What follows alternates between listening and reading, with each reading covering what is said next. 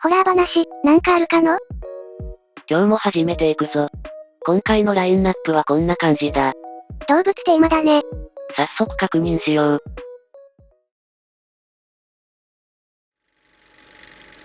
ある芸術家が、餓死寸前の犬を展示して、犬の餓死、という作品を発表した。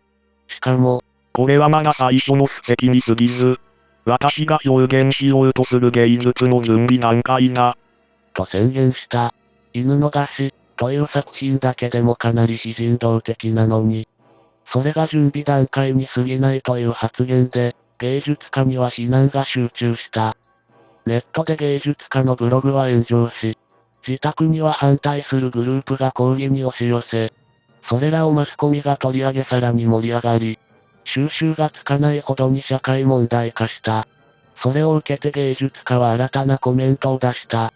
次の展示に使う犬は、保健所で処分される予定の犬を使用することにします。助けたい人がいましたら、どうぞご自由に。次の展示が行われる日、美術館には初めて開館前に行列ができていた。並んでいるのは、鉢巻きをしてたすきをかけた抗議団体。興味本位で初めて美術館に訪れましたというような一般人。そしてそれらを面白おかしくトローする撮影者。100人以上が集まっていたので、美術館はいつもより早く開館した。開館すると皆が真っ先に犬の餓死が展示されている前に集まった。そこには前回と同じように、動く元気もないような犬が元気なく伏せっていたが、そばに立ててあった看板だけが前回と違っていた。助けたい人がいましたら、どうぞご自由に。群衆が静かに周りを伺っていると、一人の老婦人が手を挙げた。この犬を引き受けたいのですが。すると奥から芸術家が現れ、わかりましたと犬の縄を看板から解き、老婦人へ手渡すとまた奥に下がっていった。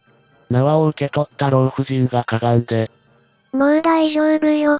と言って犬の頭を撫でると、自然と拍手が巻き起こった。しかしそんな中、芸術家は再び奥からひょうひょうと現れ、また連れてきた犬を看板に繋いだ。どういうことだと詰め寄られるが特に気にすることもなく、芸術家は、今日は10匹連れてきましたから、あと9匹いますよ。と答えた。人々は唖然としたが一度できた流れは変わらず、次々と拒否する人が現れた。こうして芸術家は機械的に犬の受け渡しを9回済まし、その日の展示は終了した。マスコミはその様子を何度も放映し、国民もその美談に酔いしれた。芸術家はその後も精力的に展示を行ったが、犬の餓死という作品が完成することはなかった。どこの美術館でも用意した犬は全てもらい手が現れたからだ。それは数を増やしても変わらなかった。展示のたびに生成され続ける美談がブームを作り、いつしかある噂が囁かれていた。あの芸術家は、処分予定の犬たちを救うために、こんな展示を始めたんじゃないだろうか。と、しかしある時、芸術家は突然展示をやめた。ブームの最中だったので人々は不思議がり。とある記者も当然のように尋ねた。噂では処分予定の犬を救うために、この展示をしていたとのことですが、本当でしょうか？芸術家は答えた。いいえ違います。それにもしそれが目的ならば、展示をやめるなんておかしいでしょ。もっともな話だ。では何のために展示をして、そしてなぜ展示をやめられるのですか？記者の質問に芸術家は言った。それはこれからわかります。そして私の準備はこれで終わったので展示をやめようと思います。どうぞ皆様これから行われる出来事をお楽しみください。そして展示は終わった。謎めいた発言は話題になったものの、その後も特に何かが起こるわけでもなかったので、すぐに忘れ去られた。そして数ヶ月後、奇妙な現象が起こり始めた。全国各地の公園などに、痩せ衰えた犬が次々と放置され始めたのだ。助けたい人がいたら、ご自由に。と書かれた張り紙とともに、犬を引き受けたは良いものの、ほとんどの人は数ヶ月も経つ頃には買うことが嫌になっていた。どうしたものかと考えつく先は皆同じで、それは芸術家が用いた手段だった。直接捨てたり保健所に連れて行くよりも心が痛まない。悪いのは、助けることができたのに助けることなく見ていたやつだ。こうして犬の餓死は完成した。多くの人の手によって完成したのだ。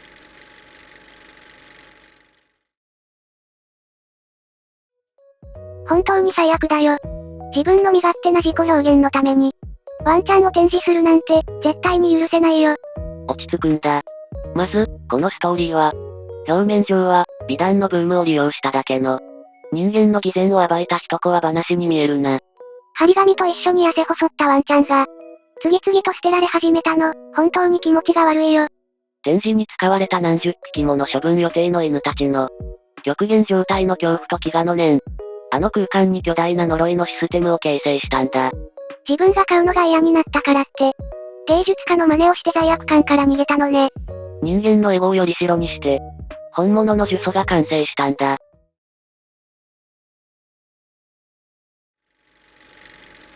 これは両親の購入した、築10年ほどの中古住宅の話です。転勤族だった父が、勤めていた会社を定年退職したのを機に、関東の冒険で家を買いました。その頃すでに私は親元を離れて大学に通っていたので、その家の選定にはほとんど関わっていません。たまに電話で話をしては、母相手に雑談がてらあだこうだと。適当な希望を言った程度です。私の部屋も用意しておいてね、とか。私が初めてその家を見たのは、引っ越し当日のお手伝いに行った時です。その時は特に悪い印象もなく、ただ大きいなぁ、広いなぁとしか思いませんでした。実際部屋数はたっぷりで、夫婦二人で住むには部屋が余るくらい。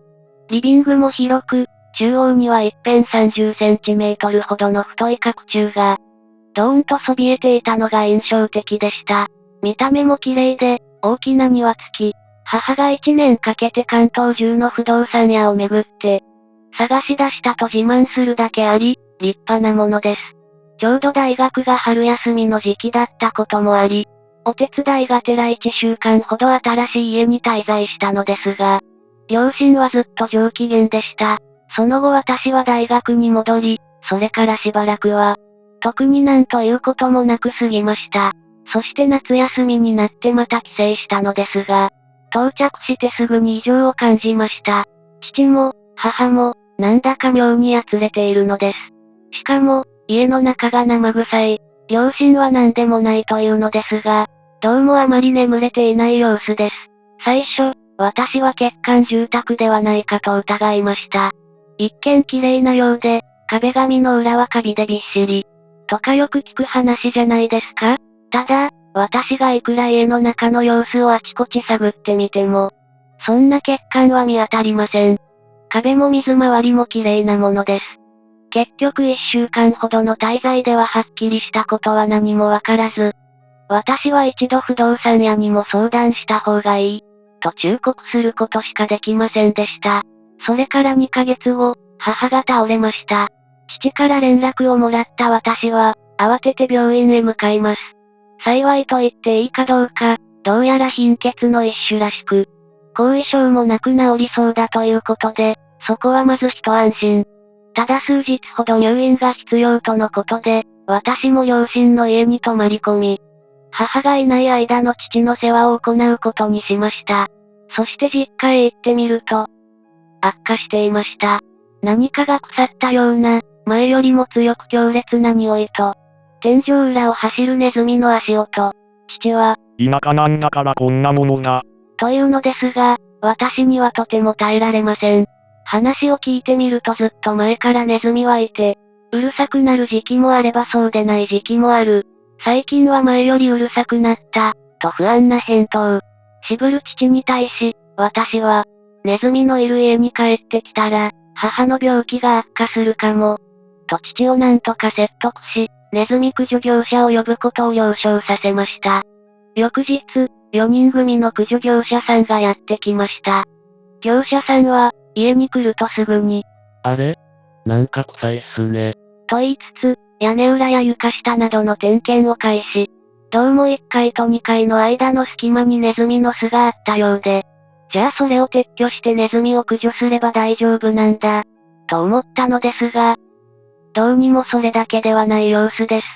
しばらくした後、都市傘の業者さんから、ちょっとうちだけじゃ難しい話なんですが、と声をかけられました。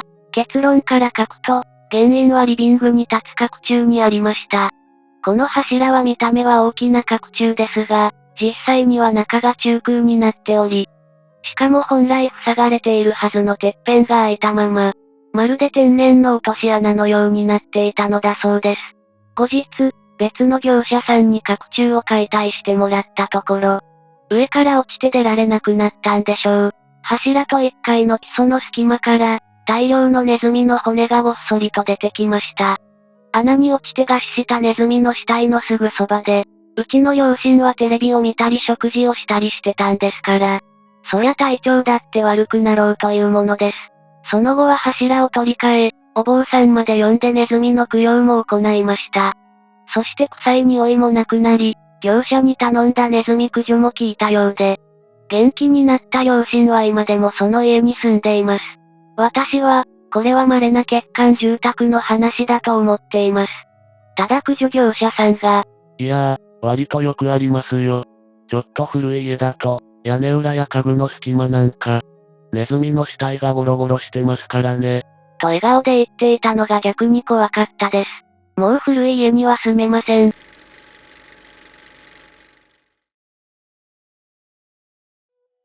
天然のネズミの落とし穴なんて、想像しただけで吐き気がしちゃう。歴があるとはいえ、まだ築10年。家の中が不自然に生臭く、それは不配布の領域。古い家にはよくあるって言ってたけど、10年ってそんなに古い家なのかな？それこそ、資料の怨念の影響。とかな。本当に怖すぎなんだけど、あんなことが起きてるすぐ近くで、毎日ご飯を食べたりテレビを見たり、身体に影響が出るのも道理だ。単純に衛生面の話だが、深読みしてみるか。すごい怨念が溜まってたとか？暗闇の中で共食いを繰り返しながら、餓死していったネズミたちの飼料。住人の生命力をじわじわ吸い尽くしていたのかもな。体に影響が出るまでは深刻に思わないよね。みんなのお家は大丈夫？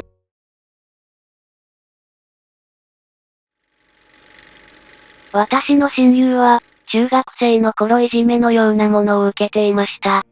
のようなもの、とつけたのは、本人にはいじめられているという実感がなさそうだったからです。いじめの内容も、教科書を隠すとか無視されるとか、そういった露骨なものではありませんでした。例えば、組織票で親友を一番面倒な委員に仕立てようとしたり、親友の出席番号と日付が同じだったら先生が指すように仕向けたり、頻繁だけど地味で立証しにくい嫌がらせです。親友には私を含めて仲のいい友人が数人いたので、孤立していなかったこともいじめと表現するか迷う理由です。親友も最初は、あれわざとでしょ、ムカつく。といった怒りのテンションでした。でも、嫌がらせが繰り返されるとさすがにうんざりし始めたようで、彼女の家に遊びに行った時はよく飼い猫にも愚痴を言っていました。その愚痴は少しずつエスカレートしていき、やがては、あいつのこと消してきて、この爪で切り裂いちゃって、というような呪いの言葉に変化していきました。私がいる時でも癖のように猫にお願いしていたので、日常的にやっていたようです。その頃から、少しずつ親友は笑顔が減り、暗い顔を見せることが増え始めました。私と友達でいじめっ子に抗議したり、抵抗したりしましたが、わざとじゃないし、証拠あるの？と言われるとどうしようもなく、ただただ親友を励ましたり、学校外で遊んだり、別の方法で助けることしかできませんでした。ところが、しばらくすると嫌がらせが減り始めました。最初は偶然かなと思ったのですが、毎日続いていた嫌がらせが何日も起きなくなりました。それと同時期に、嫌がらせを先導していた、市販のいじめっ子の様子がおかしくなり始めます。何かと嫌味な視線を送ってきていたのに、親友や私たちの方を見ようともしなくなりました。それどころか、キョロキョロと落ち着きがなく、急に机の下を覗いたり、カーテンの揺れに悲鳴を上げたりと、明らかに挙動不審に、そんなある日、トイレでいじめっ子グループが話している声を偶然聞きました。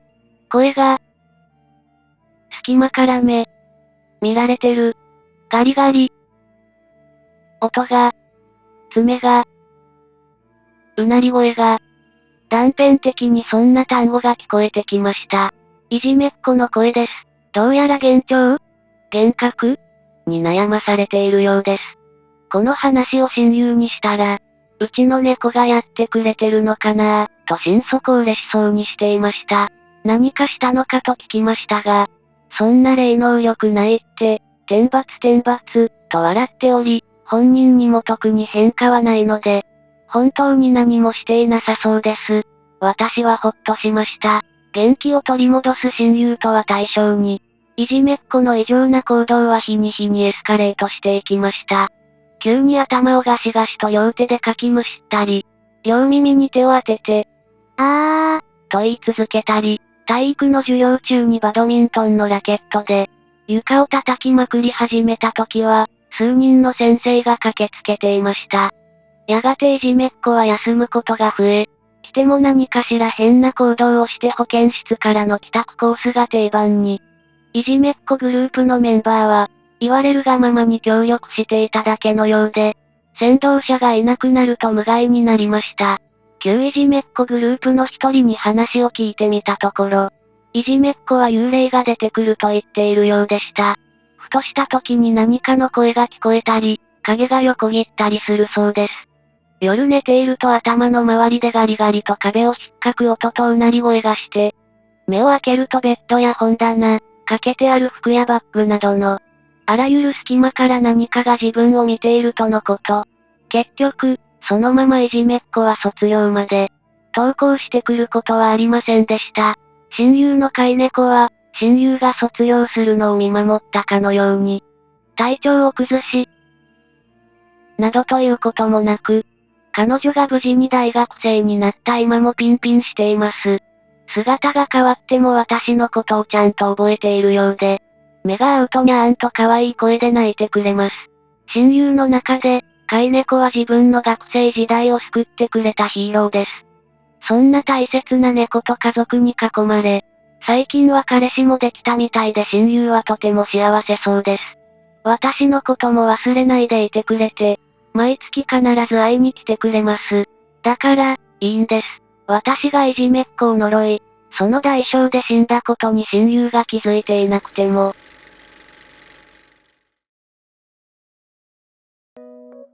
最大の呪術トリックが仕込まれていたな。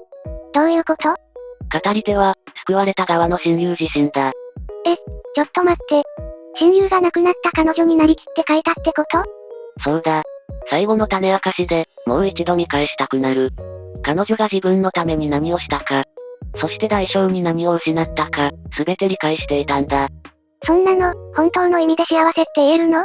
彼女の視点を借りて体験談を書き切ることで、親友として描かれている語り手は、自らをホラーそのものに作り変えた。語り手さんにとっては一生忘れられない話だね。愛でもあって、呪いにもなってるんだ。急に深いこと言い出したな。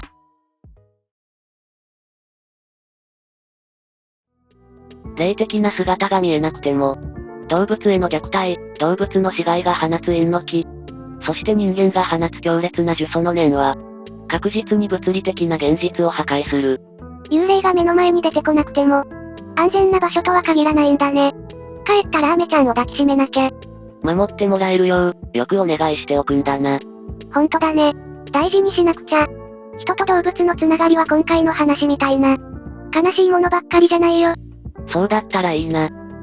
俺も今日くらいは遊んでやるかな。今日は、じゃなくて、相棒くんは毎日遊んでほしいはずだよ。それじゃ、今回の活動はここまで。気をつけて帰ってねー。